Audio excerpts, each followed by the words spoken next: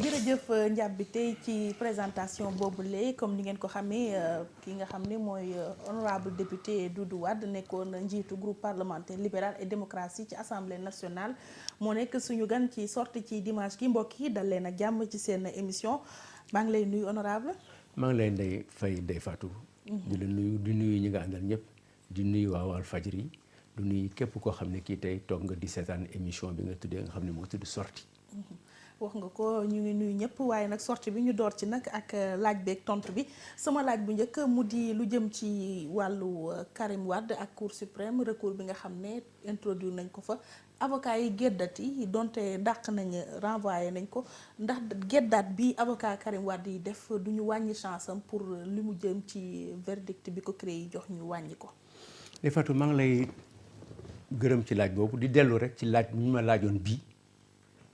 laajoon nañ ma ko ci ay émission yële passé may kontaan mi aussi ci tontu bi mën a tontu parce que dina méngoog ba passé parce que bari na ci nitu politique yi tey lu ñu wax tey rek boo ko tegee déwén du nuroo dafa mel ni modd la waxoon naa ne dinañu topp procès bi fa mu yem mais gëwma ci dara parce que li ma gëm ba gëm ko te moo am dama ko atte ci sama bopp parce que képp koo xam ne kii Macky Sall woo na la ci li muy def rek bu mënoon dara ci yow doo rëcc parce que daf ko wax jëfe ko Amérique la wax ne nañ ma bàyyi ak waa PDS yi damay jël sama revanche. Amérique waaw revanche mooy ki nga daan mu ne dina la daan revanche lay jël. revanche da ko wax ci télé rajo wala ci. mais couvrir ngeen ko ci réunion meeting la woon aux États-Unis couvrir ngeen ko. boo demee sa archive di nga ko gis relaté ngeen ko intérieur bi bind nañ ko mu waxaat fii ne opposition bi jusque expression ba mu gën a tuuti ba mu toll ni talfar ay ni donc ci loolu la toll Macky Sall ñaari affaire dama ne am tëj Karim giiru dundam dootul tekki dara wala mu rey ko loolu yëpp mën na ci waaw parce que ci kaso bi lañ ko reyee bu ñu ko mënee loolu la ñuy def seen mën-mën foofu la jëm da nga am information wala da nga am. du question information njort la bu mu am parce que ci doxalin bi la revanche lay jël bu ñu ko mënee rey ko bu ñu ko mënee yóbbu foofu dem nañu bon ko bàyyi ko ba isolé ko toog nañu ay weer kenn du ko gis ay at man toog naa fi 1 an yoo xam ne gisuma ko boo demee ñu ne doo ko gis kenn du ko seet ñu isolé ko dañuy xëy suba rek boole ko benn nit foofu mu jege ko kooku mën na ci lu nekk mën na ci xew donc man dàquma ci dara. kon li am ci cour suprême bett la mais avocat yi nag ndax yombal nañ seen client li muy sàkku mais avocat yi ñoom dañu am seen métier xam nga nit mënul waxal boppam def sa métier def métier jàmbur avocat yi dañuy jàpp ne chaque fois bu ñu posé ba ñëpp xam ne lii ñu nar a def nii pour sànq Karim Wade dañu bañ kenn ci avocat yi ci bokk am na ñaari at xam nga lu ma wax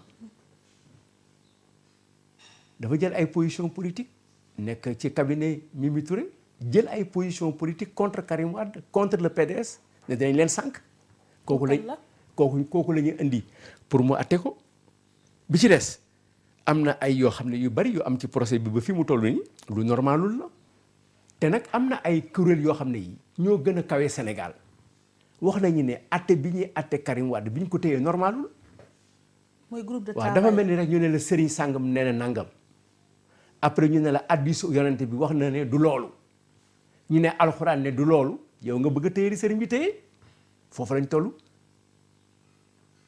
moo tax man amul njort boo xam ne bii boo ci mën a am Macky Sall lu mu mënti def ci àdduna pour Karim du nekk rek dina ko def. mais Macky Sall ngeen wala yoon parce que Karim yoon la amal affaire de. waaw mais yoon xam nga yoon bi ci wóor mooy yoonu yàlla yoon yi ci des yoonu wax la rek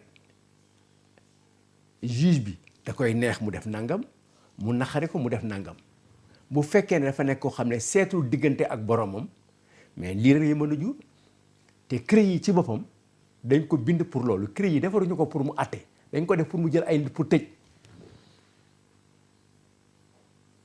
waaye nag nee nañ demande sociale la de wàllu enrichissement illicite beeg obligation rendre compte loolu nit ñee ko bëggoon en 2012 moo waral changement de régime am fi. waaw mais rendre compte mooy lan.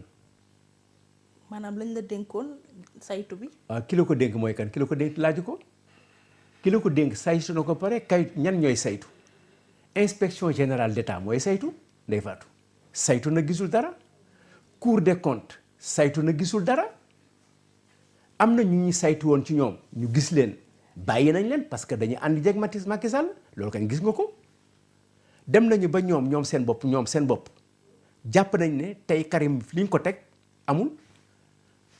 Arona Coumba Ndoffène Diouf ministre Macky Sall wax na barki dem ne ñetti yëf ci Senelec leeral na ko wax ci mandat Macky Sall bi ne moom la concerné mais dafa wax leneen dafa ne dafa mel ni fi ñu toll nii Karim Wade rek la nit singali ngoonte woon li nit ñi wax mu ngi bëgg a nekk dëgg mais loolu doy na àtte. te moom jege ñaale Macky Sall la. mais yaa ngi doon wax sànq ci biir cabinet Mimi Touré dafa am ku ci contre Karim ñu boole ko mu koy àtte ko kan la. mais magistrat yi dañ la ko wax léegi bu ñu paree seen ñoom avocat yi dañ la wax léegi seen conférence de presse bu ñu paree. waaw. lu jëm nag ba tey ci dossier boobu noonu renvoi bi fi mu ne nii am na kon kay riwaayan rek mooy am la amoon CREI yi rek moom moo nar a amaat Cour suprême. waaw bu ko defee bu ñu fa àggee nag ba ñu àgg foofu ba xam ne léegi àgg nañ ba sës ñu wëkk ne parti démocratique sénégalais ak Karim depuis CEDEAO depuis fii ba ñu dàqee encore defaraat ko beneen accusation ñu dellu si ñu layoo ko layoo bi loi bi ne 30 jours la war a am weer ñu def ko ñaari weer CEDEAO ne jàpp bi ñu ko jàpp normalul le groupe de travail des Nations Unies ne li Sénégal doxal du yoon te kuréel boobu Sénégal amoon fa cër boo xam ne bi ñaar ci ay doomam ci fukki nit ak benn wala ak ñaar yi fa nekk ñaari yoon Sénégal am na fa nit ay doomam ci fi mu toll ci layoo moo lay wane deret dañuy daldi xam ne Sénégal nag àgg nañu foo xam ne fii wane nañu ne Karim Wade tey il faut ñu liquider ko bu boobaa nag ñun ñu xam ne wàccoo nañu ak yoon wàccoo nañu ak justice wàccoo nañu ak fépp foo xam ne fii da ngay dem pour jooy fa sa bopp ci yoon am bu ko defee ñu jël suñuy pexe bopp. lu ngeen di def nag. pexe boobu xeex la ndax def ngeen lu ne nag marche ngeen sitting ngeen. waaw ci marche nga mën waaw loolu xam nañ ko loolu servirul dara. justice moom li muy liggéey mu ngi koy def. waaw mais Sénégal yi xam nañ ne léegi. la ñu waroon def rek def nañ ko. bu ñu fa àggee ci xeex Sénégal dañ ne ay la yëwén xëy na ëpp na xëy na waroon nañu bañ egg si mais dañ leen tooñ dañ leen fi indi ñun lay bu mujj rek la ñuy wut. waaw mujjee kàddu gi. waaye combat politique bi moom xam ngeen ne mënul tax ba justice li mu war a def moom mu changé ci dara wala pression di ko yàqal li muy. waaye mais combat politique mën na jur Macky Sall jóge fi combat politique bi mën na tax Macky Sall jóge fi mën na tax Macky Sall en arrière am na ay morom yu defoon noonu te nekkatuñ ci dëkk ñu doon diriger. xeex la laaj dinañ fa agsi. waaw est-ce que xeex boobu yéen gënu leen dugal Karim Wade le fait que ngeen jël ko def ko muy candidat parti bi mu nekk prisonnier est-ce que yombalal ngeen ko nekkinam ci biir prison. parce que da ngeen ko jël teg ko muy adversaire u président. mais Ndeye Fatou loolu dama bëgg ne bu fekkee ne yow boo nekkee candidat nekk prison boo nekkul candidat nekk prison nga nekk prison Gorée nekk prison Gorée di nekk prison ngoonte nga Gorée nekk prison wax naa la prison wu Karim Wade bëgg-bëggu Macky Sall la. waaw Macky Sall daf ko wax bu yàgg. loolu moom ci yan firnde nga ma ci. wax naa la ko léegi mag déglu nee naa la. mooy revanche boobu noonu rek ba léegi. mooy ba tey bëgg-bëgg la. léegi yéen su fekkee ne que parce que Cour suprême bu joxee ndogal moom c'est fini que sur le plan juridique moom Karim Wade wala judiciaire amul lenn lu mën a def ba li ñu ko jox ci verdict mu dëñ xanaa ñu defal ko grâce présidentielle. waaw mais am na loolu dañ ko laal bu yàgg xam nga dégg naa ñuy wax naan Karim nee na ba mu laata wax moom buggul grâce présidentielle man bokkoon naa ci wax ne grâce présidentielle bugg ko. du ko def ñun bugguñu ko loolu kañ leer na. mais looloo fii sës. waaw mais nu ko mooy mu tëdd juróom benn ati kaso. am na leneen lu fi sës. mooy lan am na ñu nekkoon ci kaso te deewuñ ci kaso génn nañ kaso changé seen dëkk. mais nag dina tëdd juróom benn at. mën na ko bañ a tëdd bu fekkee dara changé wul yàlla bu bëgg-bëggu Macky Sall am yàlla na suñu bëgg-bëgg nangoog dëgg te am. mais bu weesoo loolu bu amul grâce ba tey li ñu ngàll ci ndoddam mën na ko tere sax présenté wu nekk président de la république fii ci Sénégal. xam nga ça dépend ci xeex bi ñu jëm amul loolu du mujjantel bi xam nga mooy lan. yow na nga fi jóge dem ñun ñu toog décider. ba tey ñu wax ci actualité bi ak li fi mujjee am ñëw ci wàllu coowal université la fa mujjee am mu di njiiti réew mi di président Macky Sall dem fa. doon daloo ay immeuble yu ñu fa tabax ci pour professeurs yi pour étudiants yi ay xeer daal di dal ci cortège am ñu daal di ci teg yoxo ay étudiants situation ba amoon keroog ca université ma bëgg ci am avis yu président Doudou Wade. bu fekkee ne avis rek la du am njariñ. ne d'accord nga ci ak d'accord nga ci rek sant nga ko wala sant la ko du am njariñ. lii am njariñ mooy nga jàngat ko.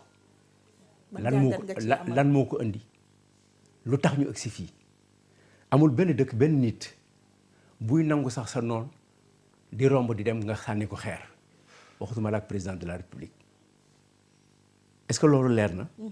léegi nañu teg ko foofu mais lu tax président de la république yow nga xam ne nit du la romb ba nga sànni ko xeer président de la république ñëw di la seet si nga sànni ko xeer looloo jot a jàmbat te dañ ci taxawul.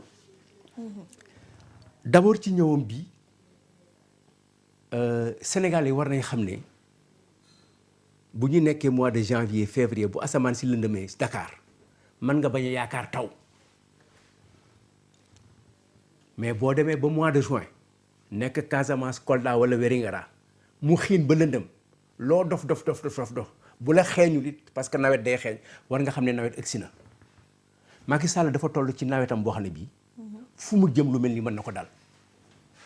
la mu dund université nii gannaaw loolu. waaw mais Ndeye Fatou yéen a ñu filmé war ñu ko Macky Sall bi mu ñëwee Ziguinchor 2014 yéen a ko filmé seetaan leen film bi. bañ na ci ba am na kenn ku génn ci étudiants yi sol effigie Macky Sallam ne ko ñun dañu d'accordul suñu bourse yi nga wàññi amuñu fu ñu jànge amuñu enseignement de qualité te kooku loolu la soloon génne ko nga xool ko bu ko tayal ñu yuuxoo ko. ba ñu ko yuuxoo defee ne dégg na ko parce que mag bu génnee ci mbooloo kenn du ko yedd da nga koy déey mais dañ ko déey foofu déggul ñu déey nag ministre am wax nañ ko. mooy Mary Teuw Niane. xale yi saaga nañ ko xale yi yuuxoo nañ ko xale yi dàq nañ ko professeurs yi ci boppam ñaar kenn ki mu ngi nekk. ministre mu ngi nekk professeur ci université Gaston ku tudd Samba Traoré nekkoon militant APR Mary Teuw Niane nekk militant PDS ba 2012 nee na ko yow li nga daan wax barki démb ci Ablaye Wade boo ko weddee tey boo ko saaga ñu jaaxle yow foo nekkoon fi ngay wax ne Ablaye Wade moo def nangam ak nangam te nga def lépp pour mu jox la dara. mooy bu nekkee recteur. waaw université Gaston man mii loolu Samba Traoré wax man gëm naa ko parce que def na ma ko man. ñëw na tàllal ma loxoom pour ma dimbali ko. yow mii waaw. wante bu àggee yan anam la woon. waaw déglu ma rek mooy bi ma nekkee bi ñu nekkee dans le régime. loolu ki mu nekkal di jàngandoo ak moom moo ko ne sa ndoxalin ak sa defin ak sa weddi sa bopp la woon démb ak loo tey du yëfu gor Samba Traoré moo ko bind. benn professeur. doctorat en droit privé bu tudd Ndour bu nekk université bii bind ko def ko article publier ko ne ko yow Mary Teuw Niane doo waxkatu dëgg mais kooku la jiital. ci yan anam. teg ko fi mu ko teg mu indi catastrophe bi mu indi ci université. recteur bi ngay wax. non d'abord le ministre de l'enseignement supérieur indi alkaati yi teg leen fa étudiant buy jàng. li ngay dajeek ay alkaati boo xëyee suba alkaati ngay jëkk gis booy dugg alkaati ngay jëkk gis même Macky Sall yenn saa yi fa mu dëkk yenn saa yi du gis gendarme yenn saa yi Macky bu yeewoo waa këram lay gis wala boog ki koy jox ndékki wala ki koy jox rek mais étudiant université bu ñu yeewoo ci alkaati la ñuy jàkkaarloo bu ñu tëdd alkaati la ñuy jàkkaarloo moo indi catastrophe bi août 2014. mooy Bassirou Faye. ñu rey Bassirou Faye. muy fen di teg rek ba pare nag ne ko léegi na nga ñëw à université xale yow lay xaar ñu ngi lay taalal ataaya ñii ngi defar meew ñu ngi teg musique yaa ngi ñëw te xale yi joxoon ko avertissement yu leer professeurs yi jox ko avertissement professeur dem nañ ba nga xam ne loi bi leen Mary Teuw Niane indil loi cadre professeur bu demee ba ñu jox ko loi professeur de droit ñu jox ko loi mu dem ba loi bi mu lakk ko mooy àgg na foo xam ne fi mënul dellu gannaaw la loi cadre dafa subir benn auto-da-fé foofu la toll nit nag boo tolloog moom foofu ba foofu da nga koy moytu doo ko sóobu boo leen nekkee sax si kër ngeen nekk jëkkër ak jabar nga dem ba boo leen di tëdd kii téye paaka kii téye jaas yi yow ngeen changé néeg ànd bi boo ko bëggee forcer rek du sotti et daf ko forcer te li mu forcer nii moom moo ko teg boppam.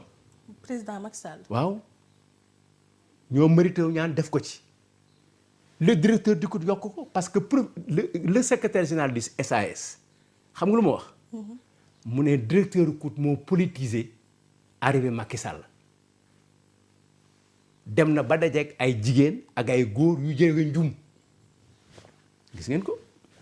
waaw mais loolu lu ko booleeg étudiants yi xeer yi ñu jël rek sànni ko ci cortège président de la république. dañu kontaan ci moom li ñu waxante ak moom déggu ko amul benn intérêt la bu ñu am ci li ñuy def dindi nañu seen bourse rey nañu seen nawle kenn attewu ko ki ñi jàpp ñëpp nee nañ du moom ñooñu seen waa kër ak seen waajur nee nañu dañuy jàpp seen doom pour sacrifier ko police bi am na ay problème ci loolu et mu créé situation bi Macky Sall moo créé situation bi. waaye étudiant PDS yi ñu ci jàpp nag ñoom it luñ ci liggéey ci biir situation lan lañ ci ñoom créé ñoom. comme moom lañ ci tekk loolu da ngay jàpp ne rek c'est la même chose. comme am nañu lu leen naqari def nañ leen ko il faut ñu kuñ ko jiiñ mais dañuy gën a soriyal affaire bi dañ koy gën a mettil. mooy liñ jàpp ay étudiants. jàpp étudiant boo xam ne deful dara jàpp kenn koo deful dara jàpp keneen deful dara ku deful dara nga jàpp ko amoo benn preuve ci jàpp ko kenn ku jóg di seet si nit police nga téye ko téye mooy day gën a mettil affaire bi. police kay xëy na am na fu ñu teg yooyu arrestation. ma ne buñ ko tegee dañ ne fii lañ ko teg mais day gën a metti fa lañ jëm. Macky Sall est en train de faire en sorte que situation dëkk bi mu ngi koy bouleverser. ci nan ci nii muy def nii. jàpp ay étudiants kujje politique bi. waaw sotti. waaye tamit ndax image rafet na ci jiiti réew ay xale jël ay xeer di ko sànni. parce que moom institution la te lu ñëpp bokk la. waaye ma ne xoolal Ndeye Fatou. jël nañ fi njiiti réew def ko ci cercueil ne dee na ñoom ñi loon ngeen teg seen caméra Macky Sall ne nañ leen dem manifester ji xam naa ne dañu bu ñu police bi attaqué ñu attaqué leen cour pénal international a ngi fi waaw loolu nag ku leble ndax di nga yaakaar ne dañ la fay. kon lii bor bu ñuy fay la. ah en tout cas da wax xaw ma bor bu ñuy fay ram fa fu ñu dee mais ku leble rek bu ñu la fayee war a mer. te boo fekkee ne nag ki nga lebal ku baax la ku am yéwén la normalement boo ko lebalee junni ni ngeen di def yéen jigéen ñi mu teg ci junni muy ñaar jox la. loolu de leer na mais léegi seen leblanteeg fayalante bor boobu pouvoir ak opposition sequ ko fan la jëmee sénégalais yi. mais sequ pouvoir ak opposition pour lan. ah ndax yéenay defante de wax nga ko. yaa ngi wax junneeg ñaari junneeg yooyu. te lépp ci diggante pouvoir la ak opposition. non du ak non. defante bi. ma ne ñi nekkoon ci xam nga ki wàcc Ziguinchor di wax ak Macky Sall nekkul opposition t-shirt APR la sol situation université bii Amsatou Sow Sidibé nekkul opposition ci gouvernement Macky Sall la bokk ministre conseiller la nee na Macky Sall du laaj du déglu kenn du ko conseil du laaj kenn te xanaa buñ ko laajool ci marché laaj ñu ko ci machine laaj ñu ko ci meuble université bi mu jàngale fanweeri at ak ñeent bu ci Macky Sall defar ko mën a laaj te nee na lañuy yaakaaroon ci amu ci moom la Moussa Touré wax ñi àndoon ak moom la ñu wax ñoom seen biir loolu la ñu wax donc dialogue bi fan lay am dialogue ñetti dialogue moo am dialogue ak citoyens yi dialogue ak parti dialogue ak opposition ci biir assemblée bi dialogue ak ministres yi mais benn amu ci. ku créé situation boobu moom. ah yéen nag. xamul daa moo ko créé. déjà benn ministre léegi nee na la kenn du ko laaj. lii gis nga ko. daan nañ ko reproché tamit Ablaye Wade. waaw xam nga bàyyi Ablaye Wade ak Senghor ak Cheikh Anta ak Albouri ak Lat Dior sori na nit du am du ko jege muy wax lu sori. loolu passé na toog fi naan Lat Dior daaw ko def ak Albouri yàqu wax ju yàqu la. mais démb ba tax ñu naan tey. démb ba tax ñu naan tey fàttali ko rek doy na pour avancer dañ ko fal pour mu avancer moom moo ne woon jox leen ma def ay rupture donc war nañ ko xaar ci moom bu demee ba nga xam ne ñi ci biti mere nañ ko ñi ànd ak moom mere ko mais situation ba amul dialogue interne ci ñoom seen bopp amul. du yëg xam nga loolu benn dialogue kenn lay dialogal mooy ki mu dialogal daal ba déggoo mooy ki ko ne dootuma nekk candidat sama parti ku fi nekk candidat ma dàq la. Moussa Fagna waaw foofu dialogue bi am na lu mu jur mais feneen amul dialogue gouvernement bi amul dialogue ministre des affaires étrangères ak Sénégal di ñu ngi xeex Moustapha Diop ak Mariama Sarr ngi xeex ministre de l'éducation ak affaires ñu ngi xeex ñëpp a ngi xeex li Madiambal Diagne di wax naan c'est un suicide collectif mu ngi nii te ñooñu ko analyser noonu ku mel ni Madiambal xanaa kañ Macky Sall war na ko ma dëgg ñoom ñoo fara moom nee na ami APR la mais wax na leen ko suicide collectif fi mu nekk nii ñoom ñëw dañu bëgg a yeewu seen bopp pour deewandoo benn bopp mooy lii amul dialogue seen biir amul dialogue opposition bi dialogue opposition bi anam lu mu jur dara ci assemblée bi xoolal acte 3 de la décentralisation at la am démb rek dégg nga ko ministre des collectivités locales bu bees bi nee na day évaluer ministre du conseil du président de la république bi nga xam ne moo yoroon décentralisation moo ko mettre en place nee na l'acte 3 ne sera ni révisé ni revu kii nee na nañ kii maire yi nee nañ kenn dégguwul ak sa morom ngoonte woon réew moo xam ne kenn du wax ak sa morom kenn du ne fii laa fiite kenn du ne fii laa bëgg lenn rek ngay dégg tëj naa ko jàpp naa ko tëj naa ko jàpp naa ko tëj naa ko jàpp na ko rek. lan la ñuy yóbbee. lan la ñuy yóbbee. situation bi ñuy commencé nii mu commencé Ziguinchor ñëw Dakar. waaw. Dakar ñu des ci ba tey ak dégg nga fausse alerte à la bombe bi fi am. njëkk nañ ko woon wax ci ab banque. mujj la antu. ñu waxaat ko si jamono yee ñu génn. mu daal di doon fiasco. waaye léegi nag. li mujjee am tamit ci hôtel Radisson gis nañ ko dégg nañ ko muy fausse alerte yi ndax du doon nag vrai après. xaw ma ndëgam fausse alerte yi dina doon vrai mais maa ngi koy bëgg miin da nga fàtte benn fausse alerte boo fàtte. ban la. ministre de l'intérieur. Abdoulaye Daouda Diallo. dafa toog Macky Sall toog fële mu toog fii ci biir conseil des ministres yónnee ko SMS ne ko sa ministre bi nga dendal Mbagnick Ndiaye benn waayam rey na sa benn militant. xoolal loolu ci ministre de l'intérieur ce président toog di seen réunion ci biir réunion bi importante à Fatick ci dëkkam entre parenthèses Fatick gis nga li dal Macky Sall comme ñooñu mënuñu ko yuuxoo ñu toog ay mbokk mënuñu ko yuuxoo ñu toog mu ne ko sa ministre bi nga dendal bu ñuul bi rey na nit léegi nitam moo rey kenn ñu ne ko ku mu rey mu ne sa militant yow militant APR ñu wax Mbagnick di jooy yu metti jooy 3 heures de temps au fait amul ban dëkk nga nekk Ndeye Fatou mais ci ban réew la ñu nekk ban réew. moom la la bëgg a laaj. ban réew la ñu nekk ci ministre bu toog rek war a wax loo xam ne amul waxuma la sax wax ko boo ko waxoon mais da nga ko bind. et puis fan fekk président di wax ubbi gémmiñam di wax ay naan dama leen di jox ay milliards fi mu nekk fii kenn dootul dee ñëppay dund nga ne ko diw dee na ku ko rey sa ministre. fu mu ko reyee Gosaas nga vérifier ñu ne amul ci ban réew nga nekk waaw mais moom président de la République moo xëy si wër ak si kenn laaju ko mu jékki-jékki rek sans discrétion ne il y a des réseaux dormants dans le pays réseau dormant moo leen yee dañ doon nelaw waaw ñi doon nelaw looy yuuxu ba ñu yeewu Macky Sall moo leen yee kon fausse alerte yi ñoom ñoo ko indi. mais ñoom ñoo leen yee moom la du keneen réseau dormant bàyyil mu nelaw looy yee.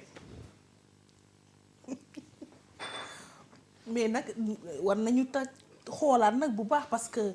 xoolaat une fois deux fois waa troisième fois bi moom. nan lay ñëwee mooy xool suñu mode de gouvernance mode de gouvernance mooy da nga am ay ministres yoo xam ne dañuy taxaw ministre bu taxaw mais ministre bu taxaw. du ministre de l'intérieur bi te nag maa ngi lay yëgal heureusement parce que bii moo tax ne bi fi jóge de.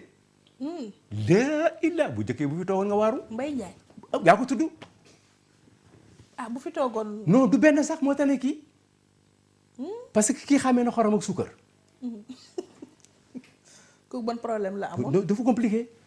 donc moom ci boppam moo war a jël seet lu muy def taxaw ci premier ministre yi muy choisir taxaw ci ministre yi muy choisir. wax ne lii laa bëgg lii ngeen di def ku ci deful dara nga jubbanti boo jubbantee benn yoon ñaari yoon nga xam ne sotti nga génn teg keneen ministre yu bari génn nga ministre changé ministre loolu mooy rôle président de la république bu baaxee nga téye bu bonee nga dindi mais situation bi ñu nekk nii nekk ay ministre yor ay secrétaire d'État kenn xamul loolu lan la kenn xamul lii lan la. su ma la déggee dañoo am problème de coaching. mais dañu am problème d'abord de respect de la constitution xam li ñuy def lan la secrétaire d'État ñun fi mu toll nii ci fi ñu toll nii suñu gouvernance waruñu ko am secrétaire d'État waruñu ko am parce que constitution yi ba par constitution bi ci boppam moo wax ne président du gouvernement bi ñaar a ko formé ñaar le premier ministre ak les ministres mais bu leen ñetteel. ana opposition bi ci kaw loolu. opposition bi depuis 25 mars 2012 lañ leen ne ñii duñu dem. loolu kay waxu opposant la. mais lu mu jur tey lan la jur tey.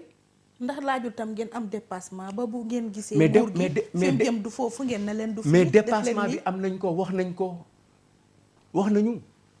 ñu ngi ni wax nañu tey président de la République amuloo droit am ci sa gouvernement secrétaire d'État dindi ko constitution bi mayu la ko constitution bi chaque fois bu mu ko mayee ñetti yoon yi mu ko mayee yëpp dafa leer benn bi dafa wax les membres du gouvernement waxul ministre waxul secrétaire bu ñu ne les membres du gouvernement bu la nekk nga dugal ministre bi ci des ñaari yoon la 1970 ak 1983 bu ci nekk dañuy génne premier ministre supprimer ko dañuy supprimer poste premier ministre ngoonte bon président rek a fii nekk bu fi président nekkee dafay am ministre ak secrétaire d'État ci boobu jamono mën na nekk mais bu fekkee ne premier ministre ngi fi gouvernement bi ci fi mu toll nii gouvernement bi c'est le premier ministre et les ministres ngoonte bon bul yokk ci xar mi karaw Macky Sall bu bëggee loolu lay jëkk régler na dàq secrétaire d'État yi première chose.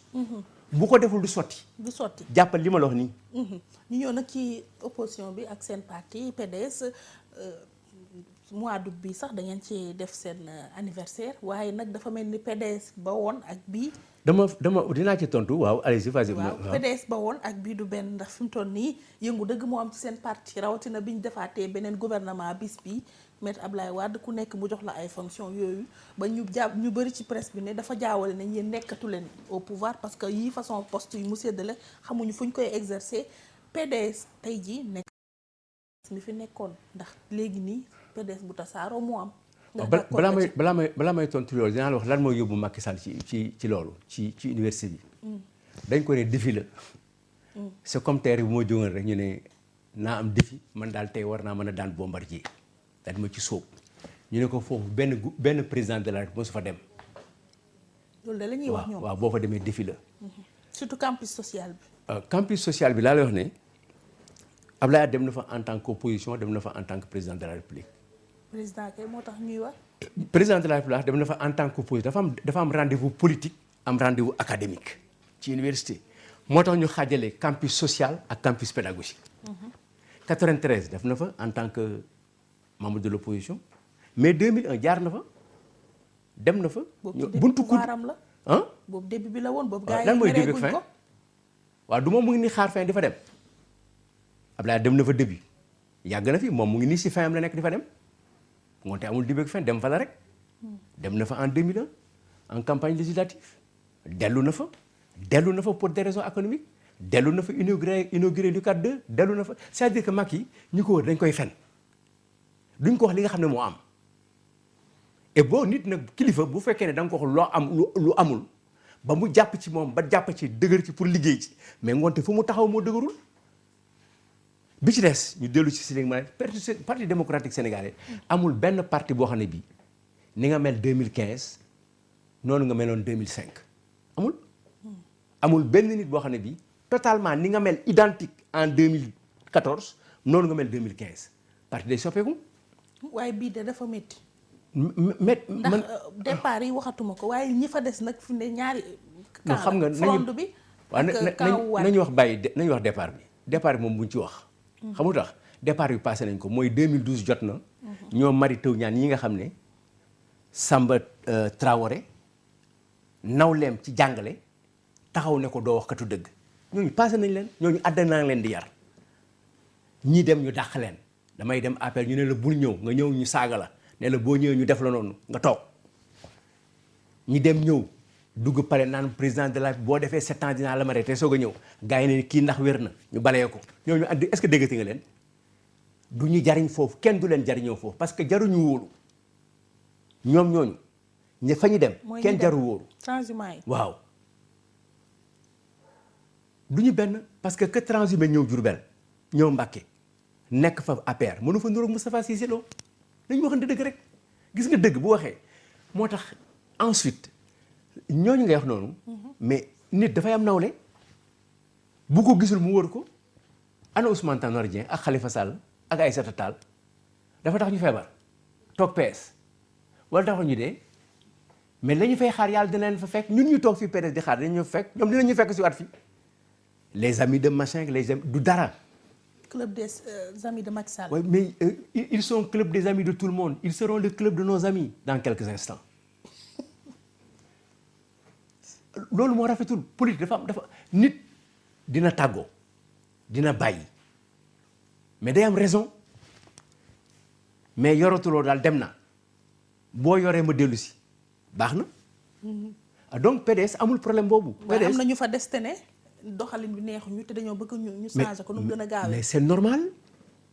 mooy mais man mii ci loolu laa taxaw lépp loo xam ne lii gisoon naa ko en 2002 2003 ba 2012 mu gaañoon parti démocratique sénégalais man dootuma ci aw man Doudou Wade la ma defoon ba yëg ne loolu ci li yàq parti bi ci la bokk mais dinaa ko bàyyi bu ma gisee yow nga aw ci yoon boobu dinaa ko xeex ak yow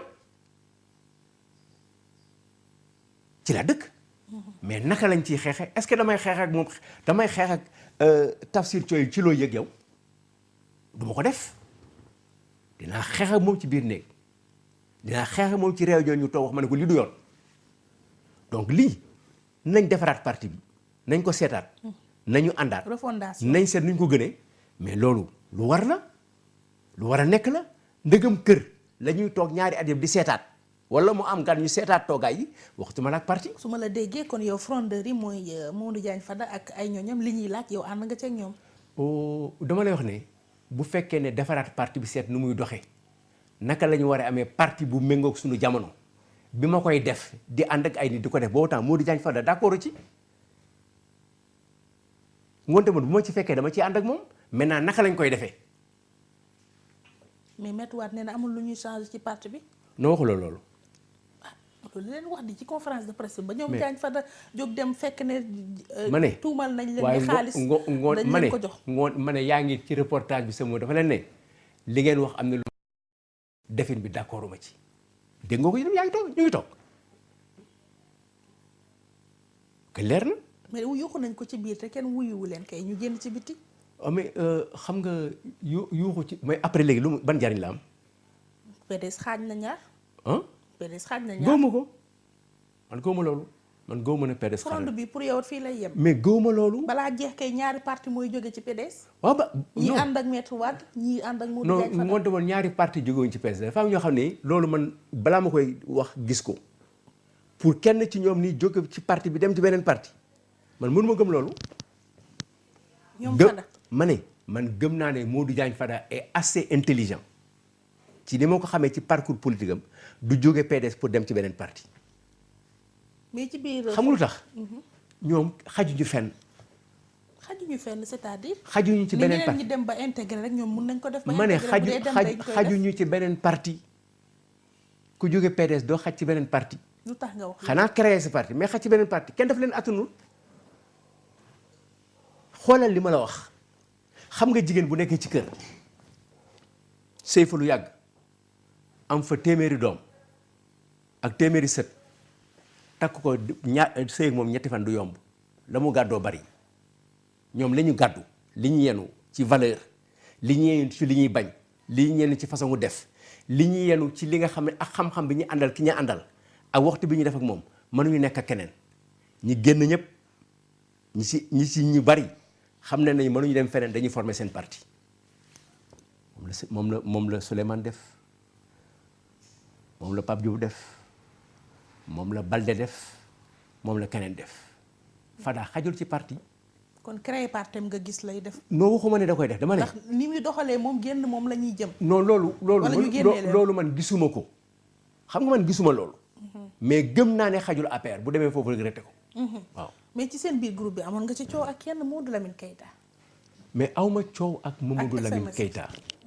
dama apporter des précisions. xam nga apporter des précisions dégg naa mu wax ci waxaat ci. man maa ngi toog di xaar. mer na ci de. loolu waxoo xam nga loolu man du Ndeye Fatou man journaliste du tax ma wax ak ku ma bokk ak parti ci loolu. boo ko seetloo. ku ma bokk ak parti kenn du dégg ci rajo lu ma ko wax lu ko metti ci réunion laa nekkoon ngeen ñëw ñu permettre leen ngeen def ko dama doon apporter précision ci li am. que ne ci ñoom. Macky da leen doon jéem a korom. man wala woo leen ci biir parti APR. mais loolu kay am loolu dañul moom weddiwu ko que Macky woo na ko pour mu ñëw APR. moom Mamadou Lamine Keita. mais est-ce que daf ko weddi. moom da nee na yooyu propos fàttalikul fu mu ko. non waxul loolu ma dama déglu ko waxul loolu. waxul loolu de mu ngi may dégg xam nga que Macky woo na ko demul d'accord na loolu kenn waxatu ko xam nga wax naa léegi yoo xajuñu fenn bu Macky bootoon Mamadou Lamine Keita un mois xam attanu ko. mais bi coow loolu amee yaa ngi moom sa digganteeg moom nu mu mujjee yow Mamadou Lamine Keita. non awma benn problème ak kenn man dama am suma ligne de conduite xëccoowuma dara laajuma dara. mësuma xëccoo dara mësuma revendiquer dara mais liñ ma mas a jox ci liggéey naa ko di ma war a liggéey kenn mësuma sëgal suma liggéey. est-ce que weeroo ko SMS est-ce que privé non xam nga doo SMS vraiment xam nga wax bu amee wala dañuy wax ne weddi tuuma du ragal loolu wax boobu jeex na Lamine Keita su mën naa wax ne suma jarbaat la prévoiru moon sax question bi yow xam nga ko mais du ma ci sori parce que man ak moom du ñu xuloo ci télévision man bépp nit bu ma bokkal parti loo def rek bu ma ko laajee ci télévision dinaa ko rafetal dinaa ko dëgëral dinaa la dëgëral ba keroog ba ñuy daje parce que loolu mooy nitu parti loolu laa yaakaar. mais mu wax na ci télévision bi loolu amee. waaw après. waaw yow doo leeral. amul ñu xam sa version yow. mais lan laay leeral ci Ndeye Fatou ñëw na sama kër toog na ci benn fauteuil bu xonq di ma interview yéen ngeen gis ko ci télévision bi moom wax na ba pare leer jeex na koy seetal la mu wax. ba tey itam ci seen parti bi restructuration bu bees bi ndax gis nga ci sa bopp. gis naa ci sama bopp xam nga lu tax gis naa ci sama bopp. secrétaire général national moom la parti bu jox ci ay chartam ne dafa war a tànn lu tolloo ba ci juróom fukki nit pour ñu gunge ko ci liggéeyam moom la ñu wax ne mooy tànn. man duma secrétaire national kenn tànnuma secrétaire national aw ma poste secrétaire national am na nag lu ma bëggoon man. mooy lan. duma ko wax mais naka laay bëgg dara jotuma ko ñu jox ko que ne ma di ko wax loolu mooy ñàkk fulla mais nit du nekk ci sa rajo doo bëgg dara bëggoon naa dara mais kiy joxe gis na ne man loolu mu bëgg man te laajuma ko jox na ko kenn nit dama jaakaar ne moom li mu gis moo gën. parce que gis na ku mel ni moom ku mel ni man jox na ko de sëñ Abdoulaye waxoon rek bi ñu ko ne ki nga dénk xaalisu jumaa ji kanam mu ne murit laa ko dénk bu ko yokkul du ko wàññi que ñu dénk loolu la ma ci yéene woon moom gëm naa ne am na yéene bu ko ëpp te dina liggéey bu ko ëpp. te doo ñu may exclusivité ñu xam poste du boobu mukk lan ci la àdduna rek ci biir parti bi. dara jaru porte parole bi wala. ma ne da ngay sonal sa bopp guddal sa émission mënoo fexe ba am ko. ba am ko waaw. ñu jàll ci leneen ba tey ci seen parti boobu di PDS ak yooyu noonu mais di kenn nañ la fi taayee tamit ak sa tata Vivi ne da nga dem foofu par résidence mu ni la yow ci combat Karim bi sentiru la ci gis na ne yow daal jàppale woo Karim Wade. waaw loolu nga ne sa kan moom ko sama tata. waaw sama yoon ak sama yaay lu ci sa yoon ak lu ci yoonu Sénégalais yi. mais peut-être bu wax nañ ko. waaw ñëpp di ko waxtaanee waaw seen mën a wax la seen mën a waxtaan la. xam nga yow la nga jotee ak sa yaay ak sa papa waxuma ko kii la ma jotee ak papa ak yaay waxuma ko ngoonte man du ma am ñàkk fële di la wax li ma jotee ak sama yaay. doo ko dégg ci waaw doo ma ci may dara nag. ma ne may ma la nga jotee ak sa papa. sa papa jotewuñu dara. waaw man sama yaay jotewuñu dara. yaa ngi critiquer régime Macky Sall léegi bon c'est vrai critique ou pas de toute façon sa avis nga joxe ci yore ni réew mi mais du moom moo la faj. non fajuma.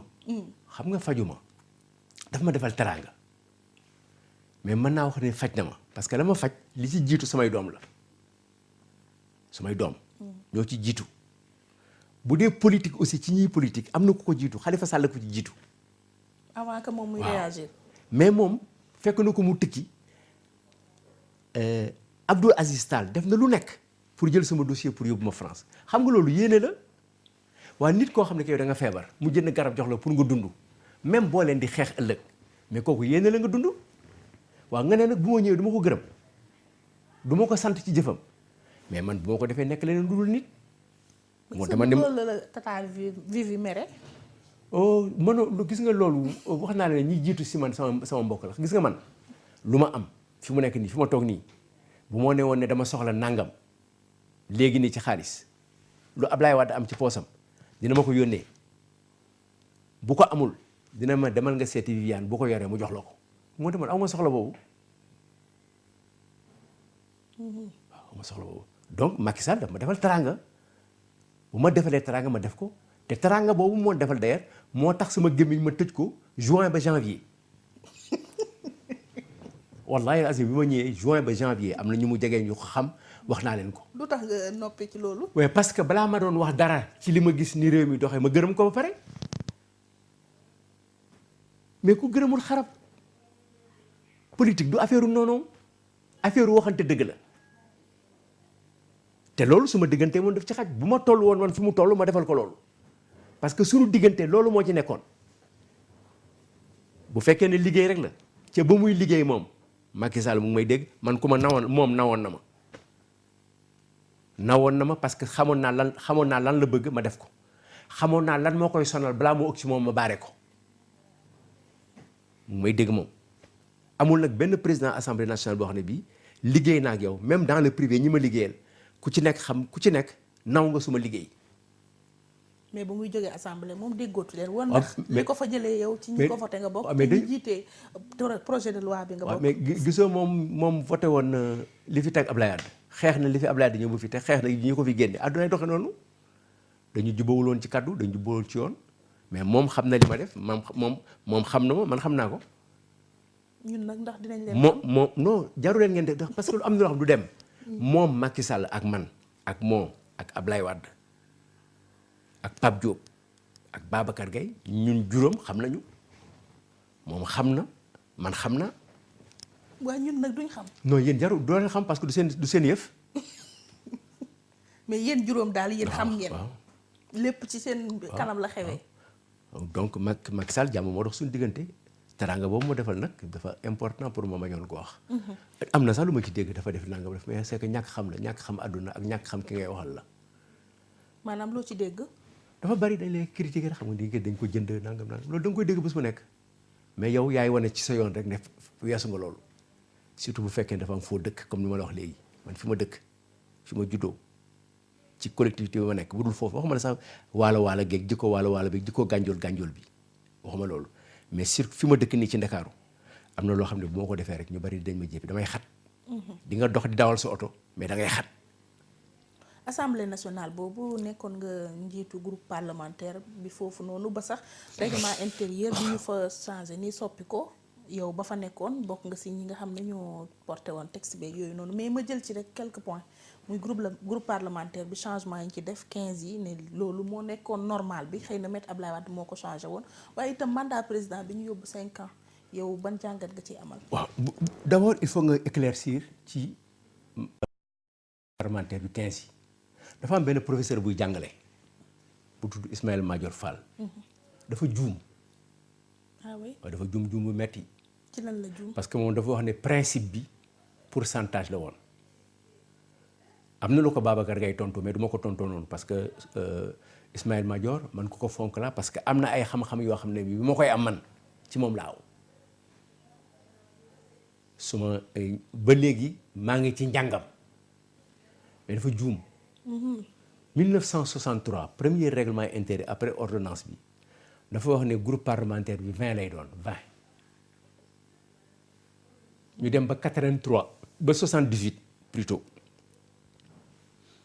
parce que 74 PDS créé na ñu am groupe parlementaire ñu am 18 députés ñu changé règlement intérieur bu ñu ko bàyyi woon 20 PDS du am groupe parlementaire te Sénégal dafa am foofu évolution politique ñu wàcce ko 15.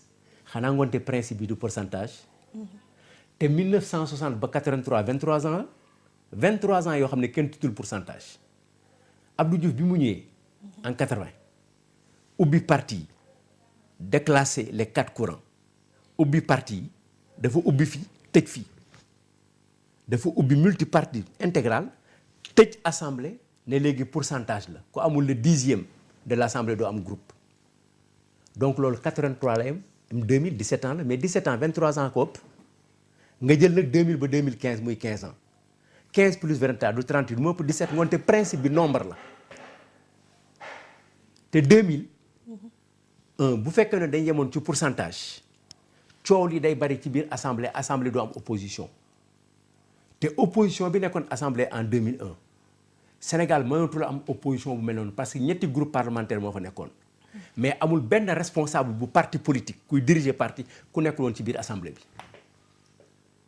ay forte tête ñoo fa nekkoon ak des députés de très grande valeur maa ngi ciy cité sama benn rakk bu nekkoon dans l'opposition yàlla na ko yàlla xaare àjjana muy Pape Babacar Mbaye mais daan nañu ànd xeex mais daan nañu ànd si jubboo ci dara def ko chaque fois bu intérêt Sénégal posé daje nañu man Madièyna Ousmane Tanor ñu jël ay décisions parce que Sénégal wala Afrique wala Sénégal amoon na benn mandat ñu ñëw taxaw ko noonu la demee durée mandat bi nag bu président bi xam nga président boo xam ne bii kenn du ko dàq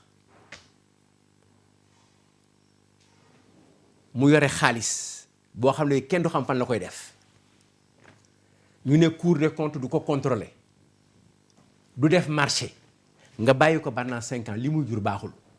mais loolu lañ mës a am. waaw waxuma ne loolu lañ mës a am xam nga mës a am ak ba wane moom la ñu am ba pare ne lii la ñu war a def da ngay seet li ñu war a def ndegam def nañ ko wala defuñu ko président de la commission de comptabilité yi nekkoon ak man ñu ngi may dégg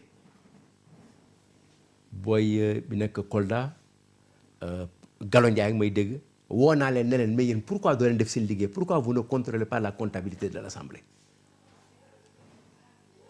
defuñu ko waaw mais Thierno Bocoum bu jógee pour def ko moom daf ko war a def bi mu koy def wax naa ko ne naa ko yaa ngi def la affaire boo xam ne jàppal ne Sénégal yow yaa jëkk jël sa loxo dugal ko ci ndab loolu pour seet li ci nekk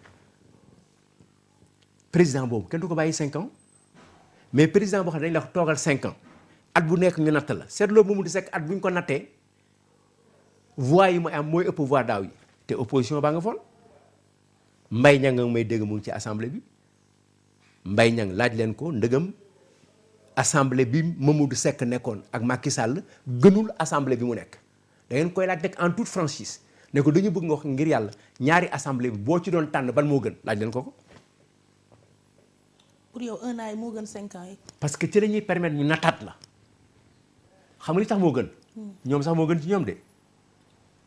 seetloo ni ñu ko utiliser dañ ko téye 2012 2013 2014 ba 2015 ñu soog ko dindi parce que 2015 bi li ñuy soxloon ci Moustapha Niasse pour ngalaab ko bi mu ne dootuma candidat gàkku nekk candidat mu ne ko dàq naa la dañ ne gars yi ku nekk candidat ma dàqale du ma la jàppale du ma la ñaanal xam nga boo amee kilifa du la jàppale du la ñaanal day daal di metti te bugg li nga nekk gars yi toog ñu dindi ngalaab bi def ko 5 ans. du 5 ans 1 an et demi la waaw. ndax boo da nga koy nattee ci biñ ko changé octobre ak fi muy jeexee xam nga dañ ko le dernier jour octobre 2015 dañuy lieu que ba octobre 2015 ba octobre 2016. te xanaa avril mars de am nañu yaakaar ne dañuy voté 2017 am na ñoo ko yaakaar. pour législative waaw am na ñu ko yaakaar. kon matul 5 ans. wante bon loolu moo lay wan ne loi Sada Ndiaye loi bu baax la parce que ci juróomi at baax na ñetti at ak genn wàll bon benn at ak genn wàll. maa ngi lay sant di la gërëm président Doudou Wade dama bàyyi la nga tàggatoo. di gërëm Ndeye Fatou di gërëm ñëpp di wax ne yenn saa yi kàddu gi dëgër mu am yoo xam ne nag pour nga joxoñ ko pour nga wax ko noonu rek nga koy waxee du ñàkk kersa du ñàkk teggin mais aussi am na loo xam ne li boo koy nettali da nga koy nettali parce que fen moom. boo ko tuddee du wax dëgg moo ko gën rafet mais am na loo xam ne li si boo koy nettali nit da ngay nettali li nga xam ne moom la bind moom la wax may gërëm ñëpp di sant ñëpp di la ñaanal di ñaanal seen télévision di ñaanal waa Sénégal yëpp di wax Sénégal yàlla na ci yàlla sotti ndox mu sedd yàlla na yàlla def ñu mën a waxtaan pour juboo dinañu faral di wax ne Sénégal benn bopp la dëgg la gaa kenn mënu ko xar ñaar mais bopp la boo xam ne bii bu ku nekk xëyee di ci dóor yat bu déréglé dootul nekk bopp xotte lay nekk. maa ngi leen di gërëm di la sant. maa lay sant di la gërëm di gërëm auditeurs ak téléspectateurs yi doon suivre seen émission sortie gërëm El Hadj Modou Diouf ak Papis Mbaye ci réalisation bi duñu fàtte oustaz Assane Diouf di ko sant di ko gërëm njàppi tey Aline Monteur Ndiaye ak Ndella Amar mbokki jàngeen jëf jox leen rendez-vous beneen ay bés ci beneen émission sortie incha allah.